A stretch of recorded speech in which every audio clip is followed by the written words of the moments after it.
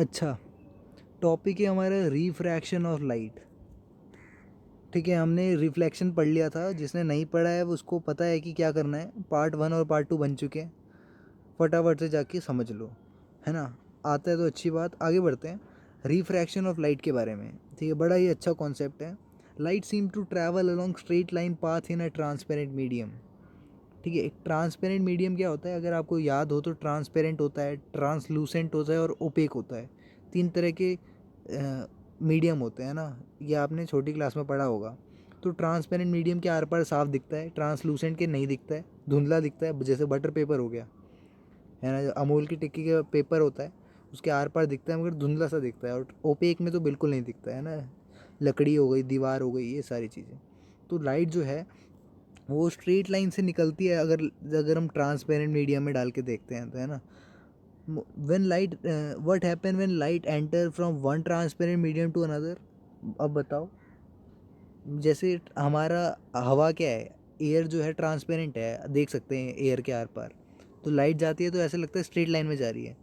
मगर अगर हम दो अलग अलग ट्रांसपेरेंट मीडियम को रख दें आपस में, तो जैसे ग्लास, कांच हो गया, कांच भी आर पार देख सकता है ना। Does it still move along straight line, क्या वो स्ट्रेट लाइन में ही रहेगी या उसका डायरेक्शन चेंज हो जाएगा। तो you have observe that the bottom of tank और pond contain water appear to be raised, है ना। ऐसे लगता है पानी जो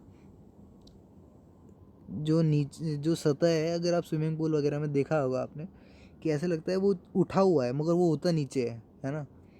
और thick glass slab is placed over a printed material letter appear raised when views through the glass slab, है ना। कुछ होता है, कुछ रिसेप्शन वगैरह में होता है, एक कांच का वो लगा होता है ना। तो जब उसके नीचे कोई पेज वगैरह रखा होता है तो वो बड़ा ऐसे लगता है ऊपर को है वो, है ना, रेज्ड लगता है, यानी उठा हुआ लगता है, मगर होता असल में नीचे होता है ना। तो इसका मतलब कुछ ना कुछ तो गड़बड़ है, क्या हो रहा है यहाँ पे। क्या आपने कभी ऐसा देखा, एक पेंसिल जो है वो पानी के अंदर डूब रखी है, तो पेंसिल जो है वो आधी दिखती है, 2 टुकड़ों में दिखती है। अगर आपने नहीं देखा है, रुकना, यहाँ फिगर बनी होगी शायद, नहीं बनी है तो थोड़ा दिक्कत है। एस चांद में तो बनी थी, है ना। तो जिसको एस चांद जिसने पढ़ रखी है उसको पता होगा। तो या तो एस चांद को छोड़ो, आपको जनरली देखोगे तो ऐसा होता है। पेंसिल ऐसे लगता है कि ऊपर से तो चलो ठीक है, नीचे से आधी आधी हो गई एकदम, मतलब खिसक गई थोड़ी सी। तो ये सारा चीज़ जो है रिफ्रैक्शन के अंदर आता है। ठीक है, यहाँ मिरर की बात नहीं हो रही, यहाँ पे मीडियम की बात हो रही है, ध्यान देना। Let us consider the case of apparent displacement of pencil partially emerge in water. ठीक है, तो जब एक पेंसिल आधी डूबी हुई होती है पानी में, तो ऊपर से तो चलो ठीक दिखता है, नीचे से हट के दिखता है थोड़ा सा, है ना, यानी टेढ़ी पेंसिल लगती है। The light reaching from you sorry you from the portion of the pencil inside the water seem to come from different direction, है ना, compare to the above water. तो यही कारण है इसका कि अलग से डायरेक्शन से लगता है। This make the pencil appear to be displaced. तो मीडियम का फ़र्क पड़ता है, ये चीज़ तो आपको समझ में आई गई होगी, है ना। तो ये सारी ऑब्जर्वेशन क्या बताते हैं कि light does not travel in the same direction in all medium, है ना। बहुत बड़ी बात बोल दी है कि सारे मीडियम में लाइट सेम डायरेक्शन में ट्रैवल नहीं करती है। It appear that when travelling obliquely from one medium to another, it direction of propagation of light in the second medium changes, है ना। ऐसे सेकेंड मीडियम में डायरेक्शन चेंज हो जाती है लाइट की, अगर वन मीडियम से निकलेगी तो। और इस फिनोमेना को बोलते हैं हम रिफ्रैक्शन ऑफ लाइट। रिफ्लेक्शन क्या था, थोड़ा सा रिकैप करवा देता हूँ। रिफ्लेक्शन उसे कहते हैं जब लाइट किसी किसी ऑब्जेक्ट पे स्ट्राइक करके रिटर्न होती है ना, ये अपना पाथ चेंज करती है ना। और रिफ्रैक्शन क्या है, मीडियम में अपनी डायरेक्शन चेंज करती है ना, पाथ डायरेक्शन बात एक ही है। तो लाइट जो स्ट्राइक होके ऑब्जेक्ट पे फिर डायरेक्शन चेंज करती है, वो अलग बात है, वो रिफ्लेक्शन हो गया। मगर एक एक मीडियम से दूसरे मीडियम में जाने पे थोड़ा सा टिल्ट हो जाती है, मैं आपको बताऊंगा वो सारी चीज़ें। बस ऐसे बोलना कि direction of propagation of light second medium में चेंज हो जाती है, इस प्रोसेस को कहते हैं रिफ्रैक्शन ऑफ लाइट। ठीक है, इस फिनोमिना को कहते हैं रिफ्रैक्शन ऑफ लाइट। ठीक है, कुछ एग्जांपल दे रखे हैं इसमें। हम सीधा रेक्टेंगुलर ग्लास स्लैब की बात करते हैं। ग्लास स्लैब क्या होता है, कांच का एक मोटा सा होता है, कैसे दिखाएं, आपकी फिजिक्स लैब में पढ़ा होगा, या यहाँ पे ये देखो ऐसा होता है, ये पूरा कांच का बन रखा है, ठीक है। तो इस एक्टिविटी में है क्या, वैसे यहाँ पे ओ डैश ये सारी चीज़ें ले रखी हैं, मेरे को समझाना चाहिए था इस चीज़ को, है ना, मगर मैं सोच रहा हूँ कि एक बार आपको ऐसे ही बता दूँ। देखो लाइट एंटर हुई, एरो देख रहे हो, देखो आई मतलब होता है इंसिडेंस, है ना, यानी लाइट कहाँ से आ रही है, और ये आर है यहाँ पे रिफ्रैक्शन, ध्यान देना, रिफ्लेक्शन नहीं रिफ्रैक्शन, ठीक है। तो जैसे आप जब आप मिरर का केस पढ़ते हो तो देखते हो इंसिडेंट रे होती है और रिफ्लेक्टेड रे होती है, रिफ्लेक्टेड, यहाँ पे रिफ्रैक्टेड रे होगी, ध्यान देना इस चीज़ का, है ना। तो मीडियम चेंज हो गया एयर से ग्लास, तो थोड़ी सी लाइट टिल्ट हो गई, होता यही है जब मीडियम चेंज हो जाता है। आप बताओ हमारी हवा में जो पार्टिकल्स हैं वो कितना दूर दूर हैं, है ना, एयर के पार्टिकल्स, मगर ग्लास स्लैब एक डेंस चीज़ है, डेंस यानी घनी चीज़ है, उसके अंदर पार्टिकल जो है वो एक दूसरे के साथ कितने अटैच्ड हैं, तो डेफिनेटली हमारी लाइट को दिक्कत होगी या हमारी लाइट डेविएट हो जाएगी। दिक्कत का तो नहीं पता भाई, दिक्कत तो नहीं होगी, मगर डेविएट ज़रूर हो जाएगी, है ना। तो देखो किस दिशा में जा रही थी और नॉर्मल के पास हो गई, ये चीज़ ध्यान रखना। जब लाइट ट्रैवल करेगी हमारी, रेयर, ऐसे रेयर मीडियम उसको कहते हैं जो हल्का होता है, डेंसर मीडियम उसे कहते हैं जो जैसे ग्लास स्लैब, है ना, रेयर मीडियम हमारा एयर है, ग्लास के हमारा डेंसर मीडियम। तो जब रेयर से डेंसर पे जाएगी लाइट तो नॉर्मल की तरफ चले जाएगी, शिफ्ट, देख थोड़ा सा खिसक गई ना नॉर्मल की साइड। और जब डेंसर से रेयर जाएगी, जब ग्लास से निकल के एयर में जाएगी, तो नीचे वाला केस देखो, जब ग्लास से निकली लाइट और बाहर निकली तो देख रहे हो नॉर्मल से किस तरह से खिसक गई, और है ना, तो अवे फ्रॉम नॉर्मल जाती है, ठीक बात। तो ये था हमारा रे ऑफ लाइट का travel through rectangular glass slab. Paper में इसका डायग्राम पूछ लिया जाता है और क्या मैकेनिज्म है। तो असल में ये जो इतना शिफ्ट हो रखा है ना, देख रहे हो कि असल में जानी क्या चाहिए थी, जो डॉट डॉट देख रहे हो ELP, है ना, ये लाइन देख रहे हो, यहाँ पे जानी चाहिए थी लाइट, मगर इतना टिल्ट होके इसमें इतना डेविएशन आ गया है। देखिए एक तो मैं ये कर देता हूँ काम, थोड़ा आगे पीछे हो गया, रुको, हाँ आ गए, ठीक है। ये चीज़ समझ में आई तुम्हें, और कुछ बात लिखी है क्या इसमें, ठीक है, ये ABCD करके बता रहे हैं, बात सेम है। तो कुछ लॉ है रिफ्रैक्शन के, ये सुन लो, लॉ ऑफ रिफ्रैक्शन, कि जैसे रिफ्लेक्शन में आपको बताया था मैंने, वैसे रिफ्रैक्शन का लॉ है कि इंसिडेंट रे, रिफ्रैक्टेड रे और नॉर्मल जो है to the interface of two transparent medium at a point of incidence all lie in the same plane, ठीक है। ये नॉर्मल को इतना लंबा क्यों बोला, देखो बोलने का तरीका अच्छा है, बोले नॉर्मल तो है मगर वो किसका नॉर्मल है, to the interface of two transparent medium, ठीक है, दो ट्रांसपेरेंट मीडियम है, एयर और ग्लास, उसका इंटरफेस यानी उनका बीच का मीडियम, पतली सी लाइन, उस इंटरफेस पे यानी पॉइंट ऑफ इंसिडेंस पे, जिस पॉइंट पे जाके लाइट जो है वो एक मीडियम से दूसरे मीडियम पे जा रही है, उसका नॉर्मल, कितना बढ़िया से स्पेसिफाई करा है ना। All lie in the same plane, ये सारे सेम प्लेन में लाई करते हैं, सही बात। आगे बढ़ते हैं। The ratio sine of angle of incidence to the sine of angle of refraction is a constant, यहाँ साइन आ गया, अच्छा हुआ मैंने आपको ट्रिग्नोमेट्री पढ़ा दिया था, है ना, इससे पहले मैंने आपको ट्रिग्नोमेट्री पढ़ाया था, याद हो आपको, अच्छा, ट्रिग्नोमेट्री के एप्लीकेशन भी पढ़ा दिया तुम्हें, और क्या था, हाँ ये सब पढ़ा दिया है तुम्हें, है ना, तो समझ में आ रहा होगा। बोल रहे कि साइन का ratio, sine I by sine R जो होता है वो कांस्टेंट होता है, ठीक है। बोलने का तरीका देख लो क्या है, बोल रहे कि sine of angle of incidence to the sine of angle of refraction is constant, यानी रेशियो जो है वो साइन का रेशियो है इंसिडेंट और रिफ्रैक्शन एंगल का, ये कांस्टेंट रहेगा for the light of a given colour and for the given part of medium. ये दोनों कंसीडर, मतलब ये दोनों इफ़ेक्ट करते हैं। अगर लाइट दूसरे रंग की होगी तो इफ़ेक्ट कर जाएगा, अगर मीडियम कुछ और हो जाएगा, मान लो ग्लास की जगह वाटर हो गया तो ये भी चेंज हो जाएगा, अभी बताएंगे ये सब क्या होता है। तो इस लॉ को कहते हैं स्नेल्स लॉ ऑफ रिफ्रैक्शन, ठीक है। कोई पूछेगा डिफाइन कर दो स्नेल्स लॉ ऑफ रिफ्रैक्शन, तो ये सब लिख देना, और एंगल जो होगा वो 0 से 90 डिग्री होगा डेफिनेटली, और if I is the angle of incidence, ये लिखना होता है, ठीक है, ध्यान देना। अगर तुम्हें लगता है कि बाकी बच्चे आंसर बड़ा बड़ा लिख देते हैं, तुम क्यों नहीं लिख पाते, तो वो हर चीज़ को स्पेसिफाई करते हैं। यहाँ पे इन्होंने क्या बोल रखा है, हमें पता है आई एंगल ऑफ इंसिडेंस है, हमें पता है एंगल ऑफ रिफ्रैक्शन आर होता है, मगर लिखने में क्या हर्ज है, ठीक है, पता तो हमें सारे आंसर थे, मगर हमें लिखना पड़ा ना, फिर भी तो लिखना चाहिए, है ना। तो sine I by sine R जो होता है कांस्टेंट होता है, और this constant value is called refractive index, है ना। ये सारी चीज़ें याद रखना, of the second medium with respect to first medium. तो ये इसको क्या कहते हैं, refractive index of the second medium with respect to first medium. जैसे मैं आपको समझाता हूँ विद रिस्पेक्ट टू का मतलब क्या है।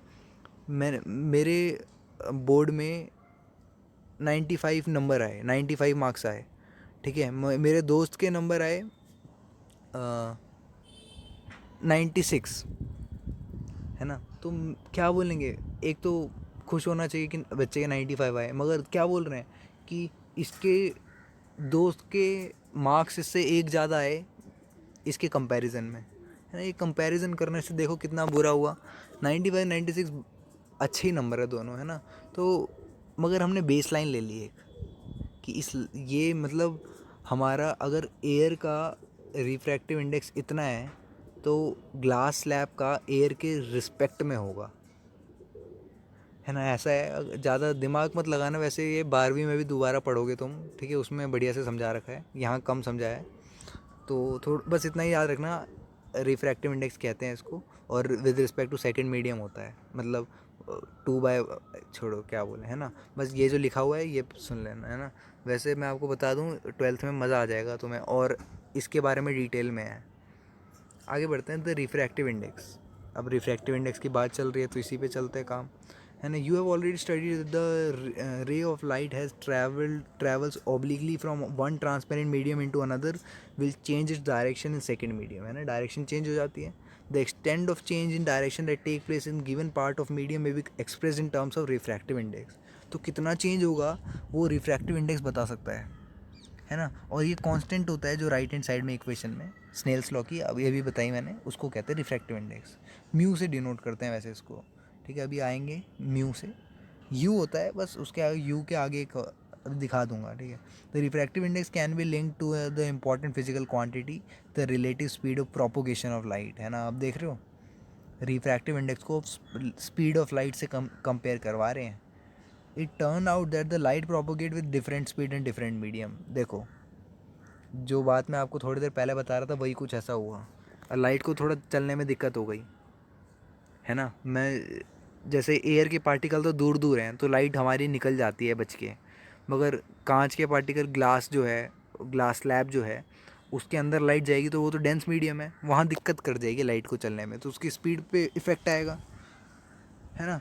तो यही बोल रहे हैं कि डिफरेंट मीडियम में लाइट की स्पीड बदलती है। एयर में स्पीड होती है हमारी 3 × 10⁸, है ना, मतलब थोड़ी कम होती है, क्योंकि 3 × 10⁸ जो है, जो आपने सुनी है, वो वैक्यूम में होती है, परफेक्ट, यानी जहाँ कुछ बीच में नहीं आता, लाइट चलती है ना। एयर में थोड़े बहुत पार्टिकल आ जाते हैं तो थोड़ा माइनर चेंज होता है, मगर हम इतना मान सकते हैं। It reduces considerably in glass and water, यानी जैसे जैसे हम मीडियम को डेंस करते जाएंगे स्पीड ऑफ लाइट कम होती जाएगी। The value of refractive index of a given pair of medium depend upon the speed of light in two mediums. तो रिफ्रैक्टिव इंडेक्स और लाइट कहीं ना कहीं आपस में रिलेट करते हैं, है ना। रिफ्रैक्टिव इंडेक्स अगर ज़्यादा होगा तो मीडियम में स्पीड, लाइट की स्पीड कम हो जाएगी, ऐसा कह सकते हैं।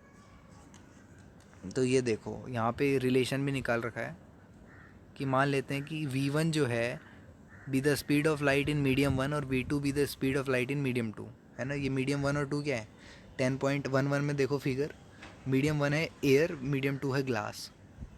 तो मान लेते हैं मीडियम 1 में हमारी स्पीड ऑफ लाइट है V1 और मीडियम 2 में है V2। The refractive index of medium 2 with respect to medium 1 is given by the ratio speed of light in medium 1 and the speed of light in medium 2, है ना। तो इसको हम N21 कहेंगे, ठीक है। आप देख सकते हो 10.1 इक्वेशन कह रही है। अच्छा यहाँ पे मैंने म्यू बोल रहा था ना, यहाँ पे N से डिनोट कर रहे हैं, N से भी डिनोट कर सकते हैं, ठीक है। तो N21 is equal to speed of light in medium 1 upon speed of light in medium 2, तो V1/V2 हो गया। यानी 2 पे जा रही है 1 से, है ना, ऐसे कह सकते हैं। लाइट कहाँ से कहाँ जा रही है, मीडियम 2 पे जा रही है 1 से, तो M1 हो गया। By the same argument refractive index of medium 1 with respect to medium 2 क्या होगा? तो जो विद रिस्पेक्ट में होता है ना उस वो पीछे आता है, ऐसा बोल सकते हैं। तो रिफ्रैक्टिव इंडेक्स यहाँ लिखा है ना 1 2, 12 लिखा है नीचे, 10.6 पढ़ो, N12 लिखा है, तो 1 2 मतलब refractive index of medium 1 with respect to medium 2। तो speed of light in medium 2 upon speed of light in medium 1, ठीक है। तो V2/V1 हो जाएगी। थोड़ा देख लेना, रेसिप्रोकल है। 2 पहले आता है तो फिर 1 ऊपर आता है, मीडियम 1 ऊपर आता है, 1 पहले आता है तो मीडियम 2 ऊपर आता है। इस फॉर्मूले को दिमाग में रखना, लॉजिकली समझो तो याद करने की ज़रूरत नहीं होगी। रिफ्रैक्टिव इंडेक्स का तो चक्कर समझ गए ना क्या होता है। और स्पीड ऑफ लाइट कौन इफेक्ट कर रहा है? जैसे हम बात कर रहे हैं अगर रिफ्रैक्टिव इंडेक्स ऑफ मीडियम 1 का, तो वो होगा speed of light in medium 2 upon speed of light in medium 1। समझ में आ रही है बात? यानी लाइट जहाँ पे निकलेगी वो वाला डिनोमिनेटर में आएगा। जैसे अब मीडियम 2 पे निकल रही थी शुरू में, तो नीचे आ गया। तो ये ज़्यादा बहस नहीं, आप ये चीज़ दिमाग में रखना और एक बार थोड़ा खुद से ठंडे दिमाग से पढ़ना तो समझ में आ ही जाएगा। इफ़ मीडियम 1 इज़ वैक्यूम और air then the refractive index of medium 2 is consider with respect to vacuum, है ना। तो this is called absolute refractive index. देखो वैक्यूम जो है वो हमारा ऐसा है कि यहाँ से शुरू करते हैं, जैसे हम 0 से शुरू करते हैं ना, काउंटिंग 1 से शुरू करते हैं ना, वैसा है वैक्यूम, ठीक है, एकदम बेस लाइन है हमारी। तो इस ऐसे रिफ्रैक्टिव इंडेक्स को हम कहते हैं एब्सोल्यूट रिफ्रैक्टिव इंडेक्स। जब भी हम किसी का रिफ्रैक्टिव इंडेक्स निकाल रहे होते हैं वैक्यूम का यूज़ करके, मतलब वैक्यूम के रिस्पेक्ट में या एयर के रिस्पेक्ट में, तो वो हमेशा एब्सोल्यूट होता है। तो इसको N2 से रिप्रेजेंट करता है क्योंकि 1 लिखने की ज़रूरत ही नहीं है ना। तो if c is the speed of light in air and v is the speed of light in medium. अब आपको पता है एयर में तो c होती है स्पीड ऑफ लाइट 3 × 10⁸, है ना। मान लेते हैं v एयर में है, तो रिफ्रैक्टिव इंडेक्स इन मीडियम क्या हो जाएगा, nm। यानी अब विद रिस्पेक्ट टू क्या है हमारा, वैक्यूम है, तो वो लिखने की ज़रूरत नहीं है। एब्सोल्यूट जब भी निकालते हैं लिखने की ज़रूरत नहीं है, तो c/v हो जाएगा, ठीक है। तो refractive index of medium is equals to speed of light upon speed of light in that medium. Speed of light तो आपको पता ही है ना, 3 × 10⁸, और उस मीडियम में कितनी है वो चीज़ क्वेश्चन में दे रखी होगी, आपको बता दिया जाएगा। तो absolute refractive index of medium is simply called refractive index. तो एब्सोल्यूट को ही हम रिफ्रैक्टिव इंडेक्स कह लेते हैं, ज़्यादा कन्फ्यूज़ वगैरह मत होना, ठीक है। Refractive index of several medium दे रखे हैं आपको टेबल में, और the refractive index of water, कुछ चीज़ों का आपको मैं बता रहा हूँ कि वैसे क्वेश्चन में तो दे रखा होता है, जैसे पाई की वैल्यू क्वेश्चन में दे रखी होती है, हमें पता भी होती है, वैसे ही रिफ्रैक्टिव इंडेक्स क्वेश्चन में दे रखा होता है, मगर तुम्हें याद हो जाएगा एक तरह से जब तुम क्वेश्चन लगाओगे बहुत सारे ना। तो वाटर का होता है 1.33। तो इसका मतलब क्या है, this means that the ratio of speed of light in air and speed of light in water is equal to 1.33। यानी स्पीड ऑफ लाइट एयर में ज़्यादा कितना होगी, 1.33 गुना ज़्यादा होगी वाटर से, है ना। वाटर में कम होगी, ग्लास में होगी 1.52। तो ये हमारी रिफ्रैक्टिव इंडेक्स। और ये देखो सबसे ज़्यादा किस में है भाई, क्राउन ग्लास में, सॉरी डायमंड में। देखो डायमंड में 2.48, डेंस मटेरियल है बहुत ज़्यादा डायमंड, है ना। एयर जो है वो देख रहे हो 1.00, यानी अप्रॉक्सीमेटली 1, है ना। तो बिल्कुल ही कम होता है एयर में। और डायमंड में देख रहे हो 2.42। तो ये हमारे सारे रिफ्रैक्टिव इंडेक्स हैं। और ये था ना मज़ेदार, लिखा है कि फॉर एग्जांपल कैरोसिन है higher refractive index is optically denser than water. जाहिर सी बात है ना। जैसे शहद हो गया और पानी हो गया, कौन ज़्यादा डेंसर है, कौन ज़्यादा घना है, शहद, है ना। तो जिसका जो घना होता है, जो डेंसर होता है, उसका रिफ्रैक्टिव इंडेक्स भी ज़्यादा होता है। ये चीज़ तो आप देख के ही बता दोगे। जैसे रूबी का ज़्यादा होगा कार्बन डाइसल्फाइड से, है ना, ग्लास से, सफ़ीर से, है ना, सफ़ीर ज़्यादा होगा ग्लास से। तो कैरोसिन जो है इसका रिफ्रैक्टिव इंडेक्स ज़्यादा है, तो ऑप्टिकली डेंसर है, ठीक है। एक तो होता है फिजिकली डेंसर, जो देखने पे पता चलता है हाँ डेंसर है, तो ऑप्टिकली डेंसर भी होता है वो, ठीक है। Although its mass density is less than water. तो ये बात ध्यान रखना, मास डेंसिटी कैरोसिन की कम है, मगर फिर भी ऑप्टिकली ज़्यादा डेंसर है, ठीक बात। The ability of a medium, more to know पढ़ रहा हूँ मैं। The ability of a medium to reflect light is also expressed in terms of optical density. तो लाइट को रिफ्लेक्ट करने क्या लिखा है, रिफ्रैक्ट करने की एबिलिटी को ऑप्टिकल डेंसिटी के रूप में भी कहा जाता है ना, कि कितना बेंड होगी लाइट। तो optical density is defined as has a definite connotation, it is not the same as mass density. We have been using the term rare medium, denser medium in chapter, है ना, rare medium पढ़ रहे हैं। ये mass density की तरह नहीं है optical density, it is actually means optically rare medium, optically denser medium, है ना। रेयर मीडियम अगर मैं बोलूँगा डेंस मीडियम है, ठीक है, अभी तक तुम्हारे दिमाग में आ रहा होगा कि भाई ये फिजिकली डेंस होगा, मगर यहाँ ऑप्टिकली बात हो रही है, ध्यान देना, ठीक है। ज़्यादा अंतर नहीं होता, मगर आप जैसे देख सकते हो केरोसिन ने कैसे पासा पलट दिया। केरोसिन फिजिकली यानी मास के हिसाब से तो कम डेंस है वाटर से, मगर ऑप्टिकली ज़्यादा निकला, ठीक है। तो कन्फ्यूजन होगी थोड़ी बहुत, आपको समझ में आ ही जाएगा, ज़्यादा है नहीं इसमें कुछ। in comparing two medium, the one with large refractive index is optically denser medium than other। तो जिसका रिफ्रैक्टिव इंडेक्स ज़्यादा होगा वो ऑप्टिकली डेंसर होगा। Other medium of lower refractive index is optically rarer. तो स्पीड ऑफ लाइट हाई होगी इन rare medium में, जाहिर सी बात है। लाइट रेयर मीडियम में स्पीड ऑफ लाइट तेज़ होगी, जैसे एयर हो गया, है ना, ये सारी चीज़ें। और क्या है, एयर के बाद आइस, वाटर है, ये सब चीज़ें, है ना। और स्पीड ऑफ डेंसर में कम होगी। The ray of light travel from rare medium to denser medium slow down and bend toward the normal, है ना, ये चीज़ भी मैं आपको बता चुका हूँ। जब रेयर से डेंसर जाती है तो टुवर्ड्स द नॉर्मल होती है, जब डेंसर से रेयर जाती है तो एक तरह से आज़ादी मिल गई उसको, है ना। उसको अब कोई घने जंगलों में नहीं जाना, उसको अब खुली हवा में सांस लें, तो वो नॉर्मल से दूर चले जाती है। ये तरीका है याद करने का, ठीक है। जिसको समझ में आ पाया अच्छी बात है ना। When it travel from denser medium to rare medium, speed हो जाती है और बेंड अवे फ्रॉम नॉर्मल। ये मैं तीसरी बार बता रहा हूँ आपको। क्वेश्चन आंसर तुम्हारे लिए होमवर्क है, और रिफ्रैक्शन बाय स्फेरिकल लेंस हम करेंगे नेक्स्ट क्लास में, ठीक है। ये क्वेश्चन आंसर ट्राई करना, वैसे मैं सारे क्वेश्चन एंड में बता ही दूंगा तुम्हें, ठीक है। तो मिलते हैं नेक्स्ट क्लास में।